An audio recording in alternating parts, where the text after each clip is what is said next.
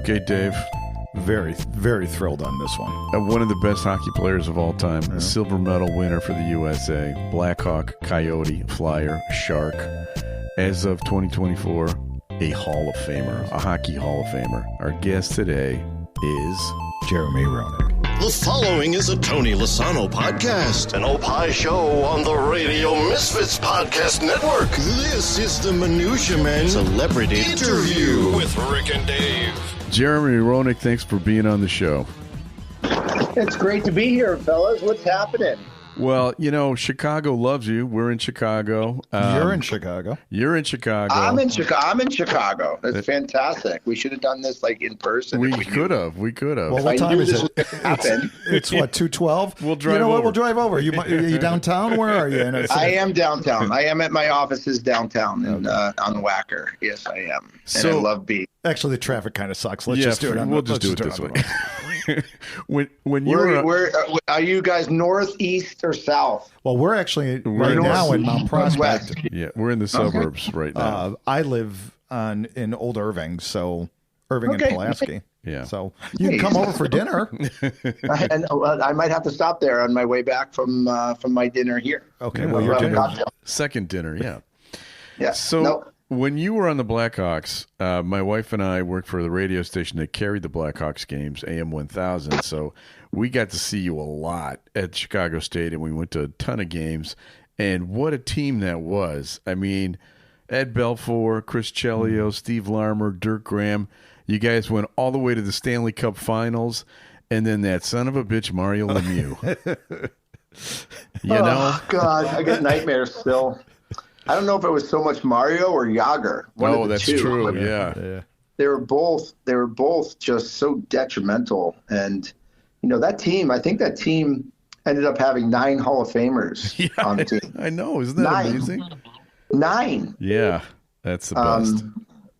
It's, you know, Monday Morning Quarterback, looking back on it, I mean, you understand, you know why we lost. But, you know, they were going through their dynasty period, right?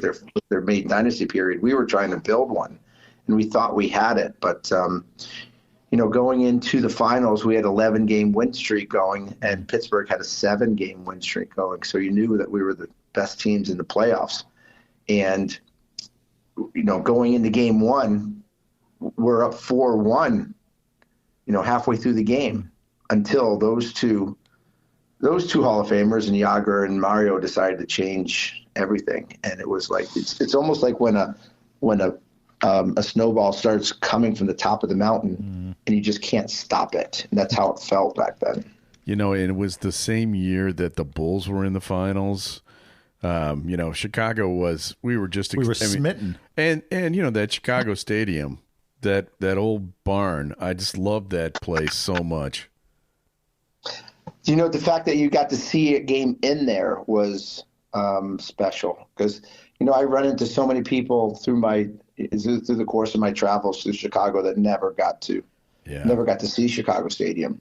And that in itself is one of the biggest treats that you can have in sports, is to see an original building like that had so much character and was as passionate as that Chicago Stadium was.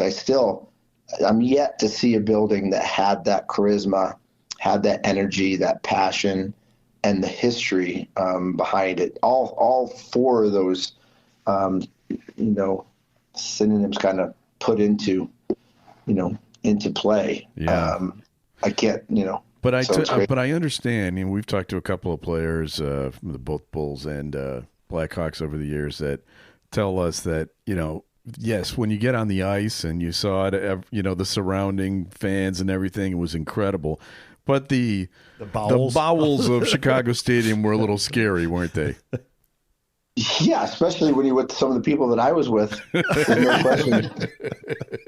Yeah, it was crazy down there. You know, we always used to have to shake our helmets off to find out if there were cockroaches in our helmets before we put them on. You know, if there's rat shit by our skates. You know, I mean, it was meager accommodations, but it had chemistry. It was it had life to it, and it was just such a amazing aura being down in the doldrums of the stadium that you knew it was going to be. You knew you were in for a rough ride. Mm-hmm. Yeah. Right? There was nothing cheeky about it. Like you walk into the Blackhawks locker rooms now and their practice facility, and it's like, it's. You might as well put a robe. You might as well put a robe and slippers on and wait for your masseuse to come out and get you. Right? There's a guy playing piano there. Bellhop. Yeah, exactly. With the chef asking what you want after your massage. But when we played, we had cheese sandwiches, and that's all we did. I mean, for us, our massage was getting hit in the back by our trainer. After he sharpened our skates really quick, and our equipment trainer, and going into the room to get treatment and jumping into a metal tin tub with a boat motor in it for a spa, for a hot tub. Crazy. I love it. So, you had mentioned the aura and just the the vibe of the stadium. Have you? And you said that nothing matched it. Any stadiums that come close? Because I've always heard Montreal was a great. Montreal was great. Yeah, Montreal was great. It seemed like they took care of Montreal Forum better. The history, nothing compares to the history of the Montreal Forum. Yes, it was old, but it was just classy old. It was a different mentality up there. Here was just work boots.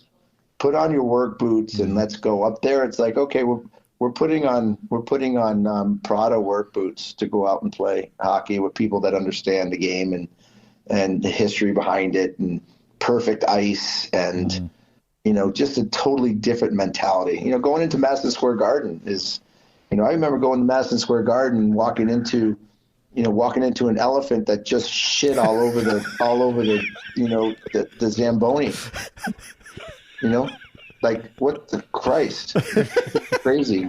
Well, didn't you guys have to leave for weeks when the circus came to the stadium, right? Didn't you guys have to? Wasn't that a road trip generally? Well, I don't think it was the circus. Yeah, the circus came in, then they had the ice capades and all that stuff that came in. But we literally played a game in Madison Square Garden on the last day of Ringling Brothers. It was a Saturday.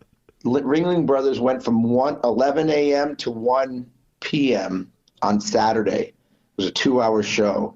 And our game was starting at 8, the Rangers versus Chicago.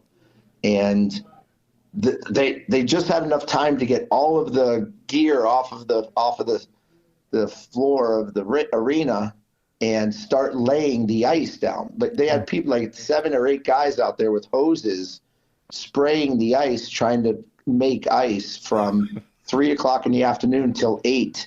But all the animals were still stuck on the doldrums of Madison Square Garden, which happened to be on the 6th floor of Madison Square Garden. The arena circus is on the 6th floor of the facility.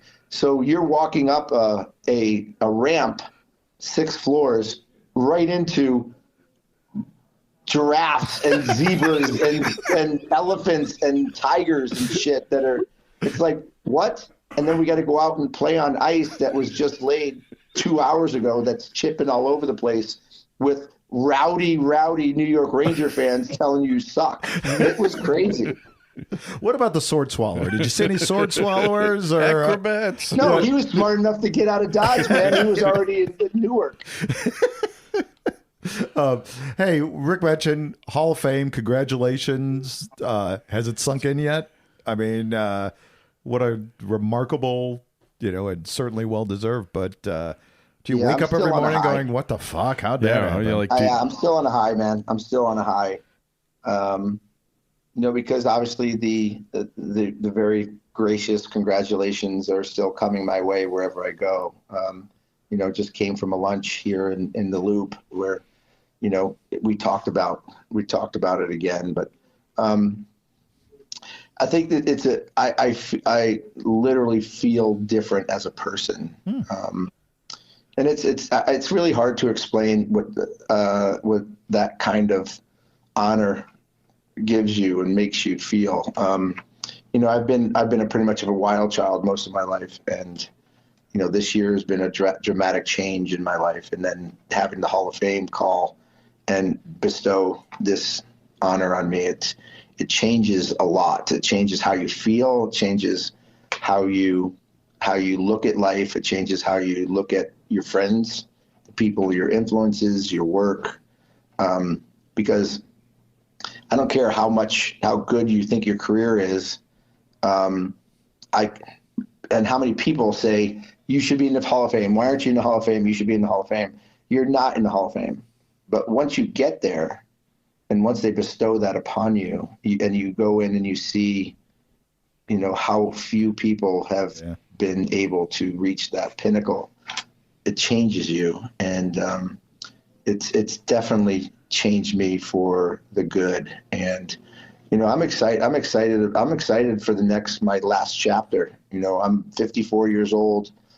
I'm on my I would say close to my last quarter, my last chapter, but it's definitely put a different path for me moving forward. Well, we're 61.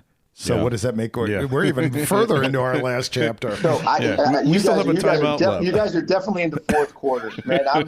I'm halfway through I'm hoping halfway through the third quarter, but you guys are definitely in the fourth quarter. So you got to make sure we do it right.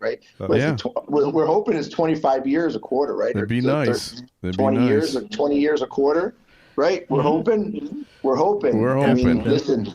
I had this conversation with a friend who's friends with Mike Ditka,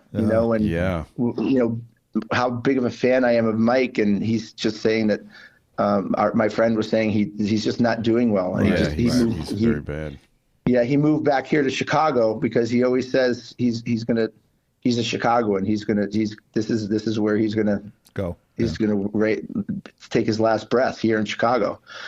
He's 86 years old, and you think about it and what he's done. And listen, if you can tell me right now that I'm going to go to 86, I'm taking it. Yeah, me too. I'm taking it.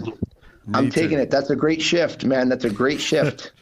I watched your Hall of Fame speech, Jeremy. I found it really touching, and you did a great job.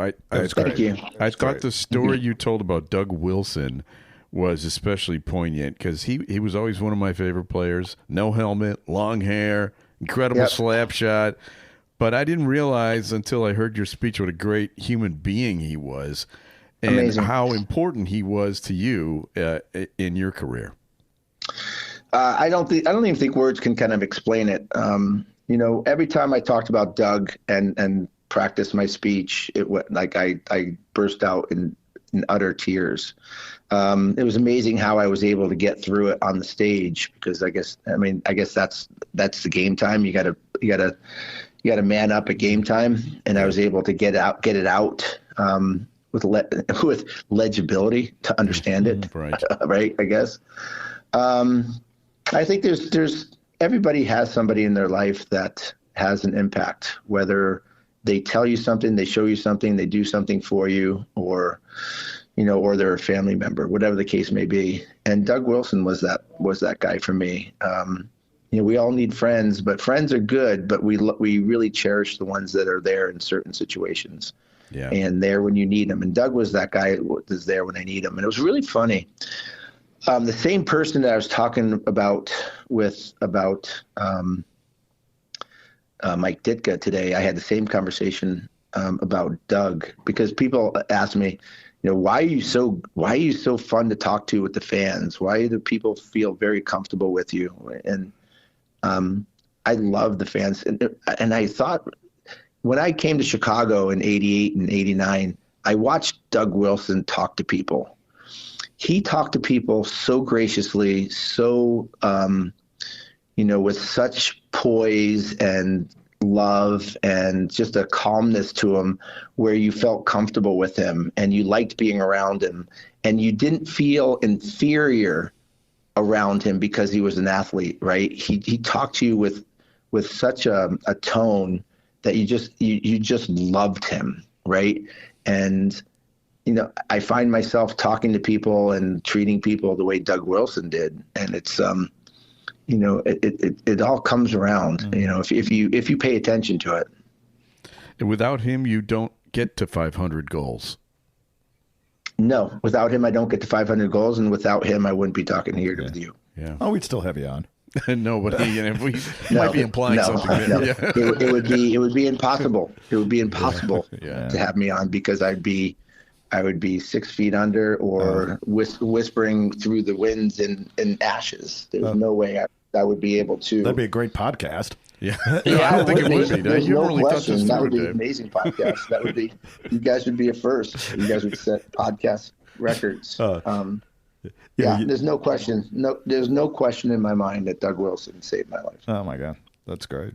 Also, and again, what Rick said about the Hall of Fame speech. Really, I watched it a couple of times today. One thing that kind of struck me is you admitted to your mistakes, which were wonderful, but you specifically talked about your ego getting in the way when you negotiated with Bill Wirtz. What did you mean by that? If you don't mind expanding on that just a little bit. Yeah. It's kind of funny. You guys are hitting every conversation that I have today. We were at the table next to you. There's no question. Because I'm here in Chicago, and there's nothing that I would like more than to be a bigger part of Chicago. And it always goes back to where I was never the same after '96 when I got traded.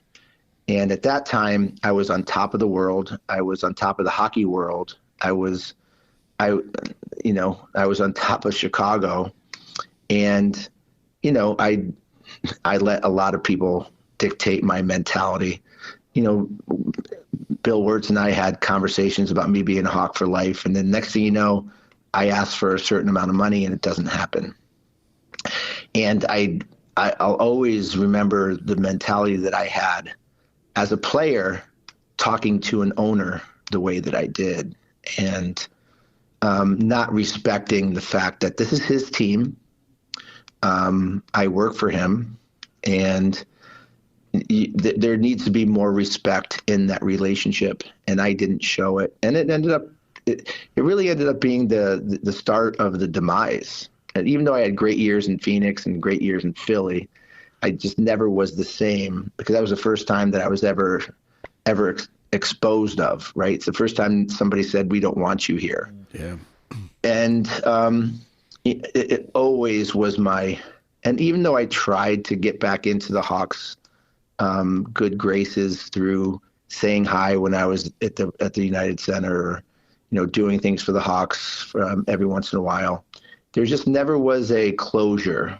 And I needed closure, and I think the Wirtzes needed closure too, because it is their team. Let's not pull punches here. It's to be an owner is a very special thing, and they've worked to become that. And I just think I needed for myself to expose to the world that I know it was me with my attitude that created that whole situation. And Bill Wirtz is as tough as he was, and as many people that didn't agree with the way he ran the team, it was still his team. Right. And I think I needed to cleanse my heart. And whether that cleans the relationship up with me and the Wirtzes moving forward, I hope so. Well, I think it's a great right? Start. I mean, the Blackhawks are honoring you tomorrow. We're recording this here on the 18th. They're honoring you tomorrow. And I've noticed, maybe you noticed, that there's nobody on the team wearing number 27 this year. Yes. Are we going to soon see that number hanging in the rafters? I don't know. Maybe someday. I don't think it'll be anytime soon. But I do know that it is, it is amongst the talk in the locker room and amongst the trainers. And I'm sure that 27 shouldn't be worn. I have a great story too. Obviously Reichel having 27, that's an easy choice to get him out of that one. Yeah. But then you got to have a guy like Alex Martinez come in, who's worn 27 for a long time. Now here's a player that has won a Stanley Cup, scored the winning goal to win a Stanley Cup, has impeccable reputation as a player, as a leader, as a guy who's done great things in this game, who comes into Chicago and wears the same number. And I got a phone call from somebody in the organization and said, hey, what do I'm not letting it happen unless you say it, unless you allow it. And I'm like, well, have Alex call me. Have Alec call me. And he called me not knowing really who he was calling. And him and I had the greatest conversation about the number 27. And I'm like, Alex, go wear it. Like, I have such a respect for you, and I watched you score that goal. I watched you celebrate. I know the person that you are. I said, I would be honored if you wore 27, But they called me to ask me, which even made me even more just thankful. And, the gratitude was huge. But I had a conversation with him. And then Alex called me back a week later and says, JR, I just can't do it. I can't do it. Yeah. That's your number. I can't do it. And you know what? It was kind of the road to how I feel, and the whole Hall of Fame stuff. And it's like how everything kind of meets. Everything meets at the same. It's at the same. The same endpoint. And it was really cool. And I have a newfound respect for Alex Martinez. I respect Reichel for doing the same thing, even though he probably didn't have a choice. But it means a lot. Yeah. That number means a lot to me. I'm not going to lie to you. When that number was on the ice, whether it was with Moran or whether it was with the other defenseman there that used to wear it. Yeah, I can't remember either. Yeah, good. I didn't like it. I didn't like it. I think you deserve it. Oh my God! I mean, you're one of the biggest stars of my lifetime. And I'm 61, right? So yeah, we already went through. We're in the final chapter. Right, exactly. Yeah. So when you get to be our age, you guys are starting. It's going to be a really long chapter. Usually the last chapter is the best one, right? That's what I've heard. That's what my mom tells me. Yeah. Listen, don't fight it, man. Just don't fight it. Just enjoy it. Yeah. I'm going to be very wordy in this last chapter. Talk a lot, really slow too. But just make sure it's meaningful. Yeah. Make sure it's meaningful. Yeah. I could really tell. I mean, you're very introspective, and I think this is wonderful. And you're really, I'm getting a little goosebumpy talking to you in the sense that, wow, this is just really wonderful. And it sounds like you're in a really kind of great place right now. I'm in an amazing place. It's like, I was just telling my boss, I say my boss, I have I work with a GC company here in Chicago, which I totally love. It's great. But I have a lot of building to do. I'm 54 years old, but I have to change a lot of mentalities that aren't true. And then I have to change a lot of mentalities of reputations that I caused and I built for the way that I lived my life and the way I spoke and, being in bars and clubs till 1:00 and, there's just a lot of things that come along with the professional lifestyle that I'm not proud of. And I think but it's understanding that and accepting it and coming to the realization that, there's a better way to live. There is a more respectable way to live. And, it's a hard thing to accept it and to admit it and then, move forward. And I'm in that moving forward. So, why do I do a podcast like yours? Why do I do a podcast like mine? Why do I do every interview that I can? Because I think there's an image change that needs, NBC did a really, really, really good job of trying to crush a lot of what I built. And, I have to make sure that I pick up the pieces in the right way. And that's living a good life and living an honest life and living a life of helping people and being the best person that I can be. And I think I am well on my way to that. No question. You mentioned NBC. Watching you as a commentator, especially during that Blackhawks Flyers Stanley Cup Finals, where you had played for both of those teams. And you were asked to, opine about the players and what it was going on. It was totally obvious to everybody in Chicago that you were rooting for the Blackhawks. There was just no doubt about it. And it's one of the things that we will never forget. And it's one of the reasons why we're so excited to possibly have your number 27 up in the rafters. It's like, this dude gets it. Right. Yeah, you're Chicago. You're honorary Chicago guy. I bet you put dibs on your parking space. You know what? I'm kind of laughing. I'm kind of laughing a little bit because, yes, you're right. You're 90% right on. Of course, I bleed red and black. There's no question. But the Flyers have a huge part of my life also, right? I connected with Flyers fans faster. Blah, blah. No, it's okay. You fucking homers can say all you want. It's all good. It's all good. Here comes the real Jeremy. Here he comes. I can honestly say, during that whole broadcast, I stayed very neutral. And, although I wanted the Hawks to win, I would have been flabbergasted and so happy if the Flyers won too. But I think when I saw the cup get raised over that Blackhawk emblem and that Indian head that means so much, which is probably, it's the best uniform in all of sports.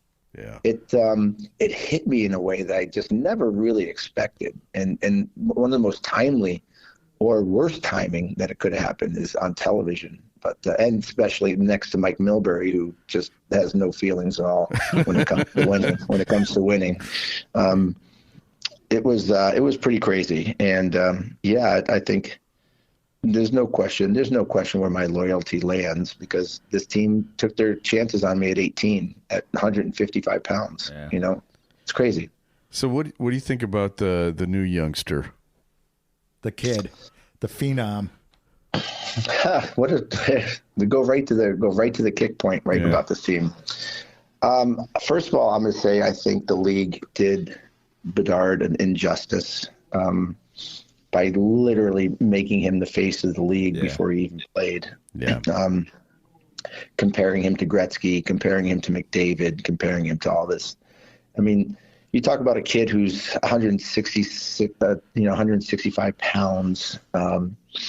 And extremely talented, but, on the small side. And now we're playing in a big boy game and where people don't care about who you are and play a different style of game than where you came from. I think Connor Bedard is an extremely talented, gifted player. There's no question this kid can do things that most people can't do. I think he is under severe pressure. Yeah. From the league, from the media. I'm not sure how he is as a person in terms of is he grown up enough to handle that pressure? Is he grown up to understand the trials and tribulations of the game? Can he skate well enough to overcome some of the issues that come with playing in the game? Right, the physicality, the size. Sometimes the anger, and I think sometimes he's a little nervous on the ice and sometimes lost. But he's only 19 years old. Yeah, right, exactly. He's gonna grow into these things.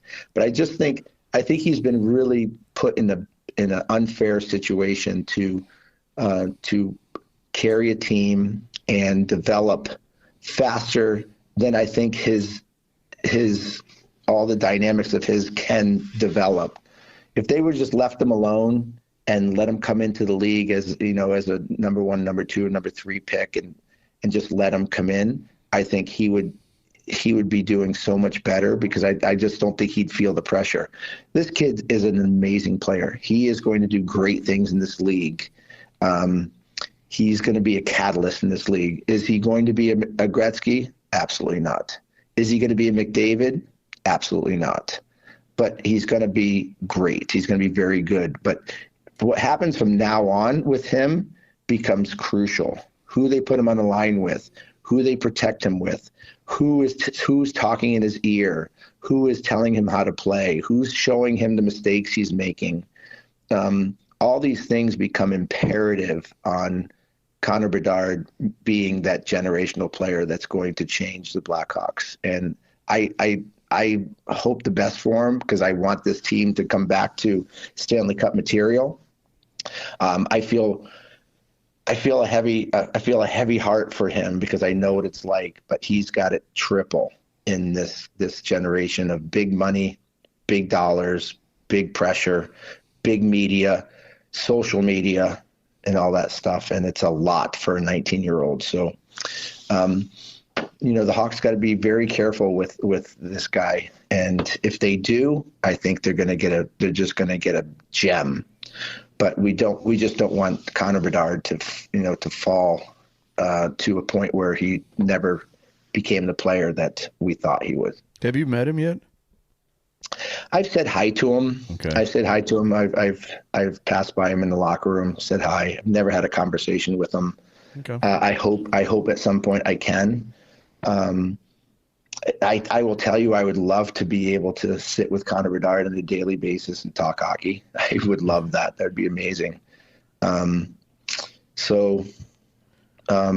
think the mentality of the Hawks, that what they're trying to do is right. I liked what Davison did in the offseason, bringing in some talent, bringing in some size with Maroon.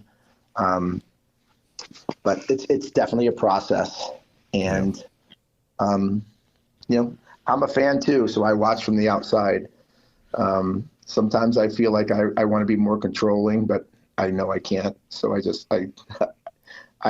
read the room. I stay in my lane. But I'm hoping for great things. I really am. I hope Connor Bedard becomes the superstar that we all expect him to be, or hope he's going to be. But he's not going to be what the league sold him as. Yeah. I mean, talk about a kid who's 18 years old to put him on Gretzky levels. I mean, literally, the kid scored his first goal against the Boston Bruins in the second game, and the television puts on a screen that says "Chasing Greatness." Yeah.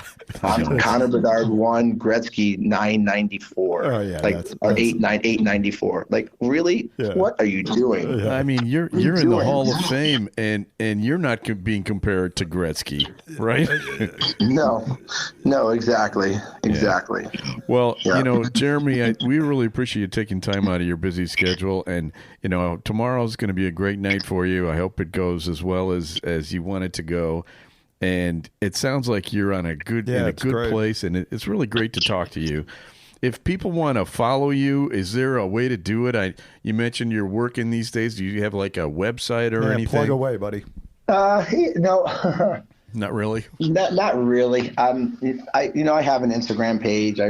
Sometimes I use it, sometimes I don't. I go on X. I'm on X. I have a podcast, which is probably the best way, which I am taping in 15 minutes. Okay. It's called, you all warmed up. You know what? Why don't we be your guest? Just roll the tape now. Exactly. We'll just be on the guest. All warmed up now.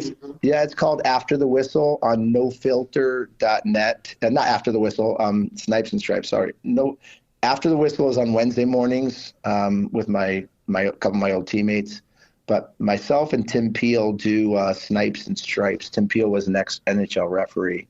So we do Snipes and Stripes on nofilter.net every Wednesday afternoon. So that's a good way to kind of follow what's going on with me. All right. Well, thanks for being on the show. Well, and we enjoy wish you Chicago, nothing man. but the And, best, and congrats again on the Hall of Fame. Right. And let's make that last chapter really long, Jeremy. Yeah, exactly. Like 300 pages. Let's write it I like. heard the last chapter is the longest because it's the best. So that did 30 years ago. So let's go. Let's do it. All right. Have a All right, good buddy. one, Jeremy. Hey, we really appreciate it, Jeremy. Thank you. Bye-bye. All right, you guys are the best. See you later. There he goes. That's a very Hall of Famer. Just the usual Hall of Fame interview. You can tell that he really is at a. He's self-actualized totally right different now. than his reputation, right? So, he's really very working humble hard. and humility, and I think it's wonderful. And a couple of times he snapped it back into calling us fucking homers. yeah, that's all right. I love it, though. Yeah. All right. Well, that's our Hall of Fame. If he was here, I would kick his ass right now. Oh, yeah, sure. Well, it was nice to have him on. Drop the gloves, Jeremy. So thanks to Brandon Herman for scoring this interview for us. Also thanks to our executive producer, Tony Lasano with Opie Shows, and Ed Silla, who distributes the program. Without him, nobody would know where we are. Yeah. Radio Misfits Podcast Network. Great Talk Radio's not dead. It just moved to a better place, radiomisfits.com. And we'll be back again with another episode of Minutia Men Celebrity Interview. The preceding was a presentation of the Radio Misfits Podcast Network. Find our other great shows on iTunes, Stitcher Radio, and at radiomisfits.com. Thank you. This has been a presentation of Opie Productions. Tony, can you shut up?